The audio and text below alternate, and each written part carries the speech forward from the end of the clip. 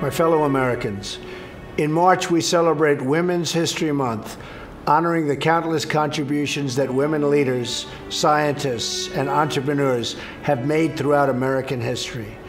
We are a greater, stronger, and more just nation today because of women like Clara Barton, Susan B. Anthony, Harriet Tubman, and so many others. We honor them, and we recommit ourselves to a better future for every woman in America today.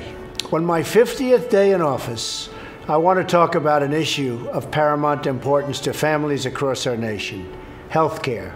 7 years ago this month, Obamacare was signed into law over the profound objections of American people. Our citizens were told they'd have to pass Obamacare to find out what it was and how bad it was. Now we know that the hundreds of pages were full of broken promises. Americans were promised that Obamacare would bring premiums down $2,500 for a typical family. Instead, they've gone up by more than $4,000. Americans were promised that Obamacare would increase competition and provide them with more choices. Instead, the number of plans to choose from has plummeted, and I mean plummeted. This year, Americans in nearly 1/3 of all counties have only one insurer to choose from on the exchanges, or in effect, no real choice at all.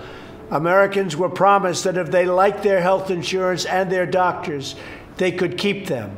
Instead, millions of Americans lost the insurance and lost the doctor that they liked, and were thrust into a cold new reality of higher costs and less coverage. Through 7 long years of botched rollouts, soaring costs, cancel plans, and bureaucratic mandates, Americans have called out for relief. And relief is what we are determined to give them. I want every American to know that action on Obamacare is an urgent necessity. The law is collapsing around us, and if we do not act to save Americans from this wreckage, it will take our health care system all the way down with it. If we do nothing, millions more innocent Americans will be hurt, and badly hurt. That's why we must repeal and replace Obamacare. House Republicans have put forward a plan that gets rid of this terrible law and replaces it with reforms that empower states and consumers. You will have the choice and the freedom to make the decisions that are right for your family.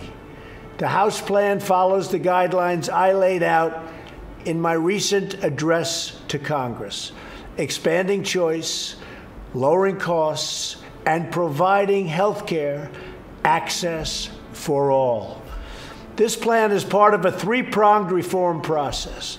In concert with the plan in front of Congress, I have directed Dr. Tom Price, our Secretary of Health and Human Services, to use his authority to reduce regulations that are driving up costs of care. We're also working on reforms that lower the costs of care, like allowing Americans to purchase health insurance across state lines. You've heard me say that many, many times during the debates. I encourage Democrats to work with us to improve the health care system for the American people. Also, we will be driving down the costs. We will deliver relief to American workers, families, and small businesses who right now are being crushed by Obamacare by increasing freedom, choice, and opportunity for the American people. Thank you very much.